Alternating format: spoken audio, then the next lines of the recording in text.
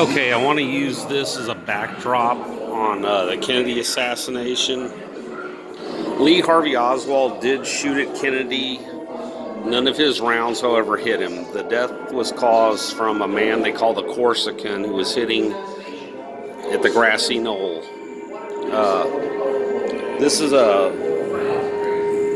there's dumbass Lee Harvey Oswald. So this is his neighbor's car. So his car didn't start that day, and he went to the neighbor and asked him for a ride home, or a ride to work. And he had curtain. He goes, well, what's that you got wrapped up here? He goes, well, those are curtain rods. Well, it was that rifle.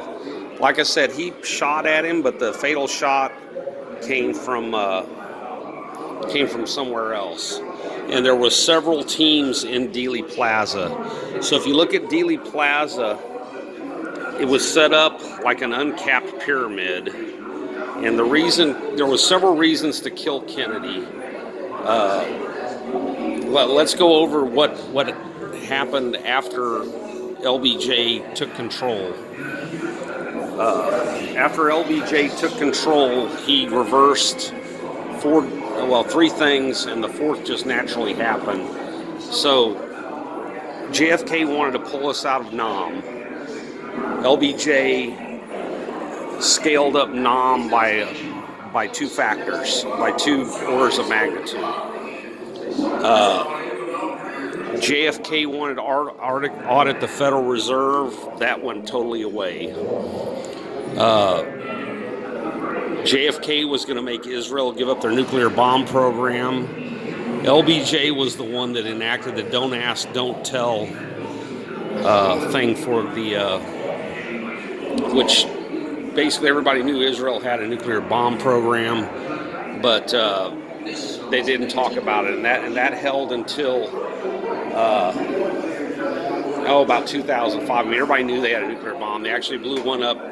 They developed it with the South African government. And here's some interesting correlations between Kennedy and Lincoln. They were elected 100 years apart. Both failed in their initial vice presidential nomination. They were elected 100 years apart. Lincoln's secretary was named, Kennedy's secretary was named Lincoln, and Lincoln's secretary was named Kennedy.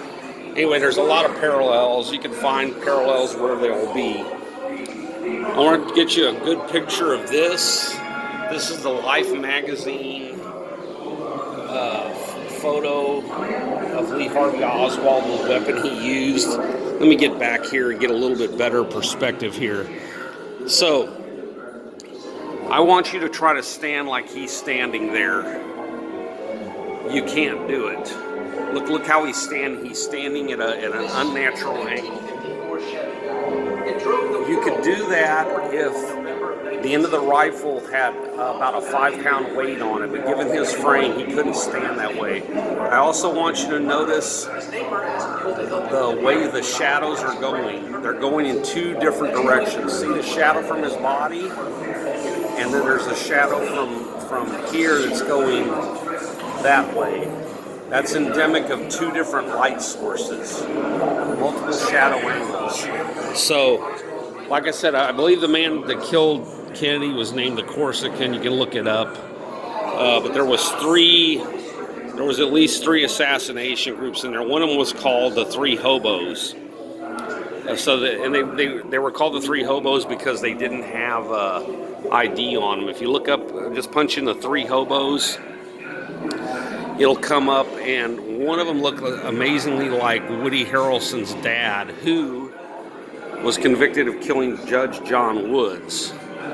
Another thing you might want to keep in mind, George H.W. Bush called the FBI office and said, hey, I believe the guy that killed Kennedy, my name is George Bush, I believe the guy that killed Kennedy was Lee Harvey Oswald. Well, this wasn't the FBI office in Dallas. It was the FBI office in another city. He was addressing a Kiwanis Club or a Rotary Club, one or the other, in Dallas that morning. George Bush was head of the CIA in the early 1970s. You don't just become the head of the CIA without doing work years before. So George Bush had his oil company called Zapata Oil, and it gave him all kinds of excuses to go to check out their drilling off in the Gulf and other places so he could leave his family, and he had a good cover story. What was the name given to the operation to take back Cuba? It was called Operation Zapata. So, who was the guy? Remember the magic bullet they found in the gurney next to the president, the one that they called the magic bullet that passed through everybody and still looked okay? I actually believe H.W. Bush was the one that dropped that in there.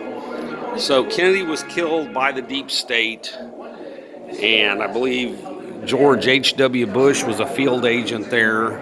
Did he pull a shot? No, but he was there with the guys helping to make it happen. And what was the seminal thing that got him killed? Those were three.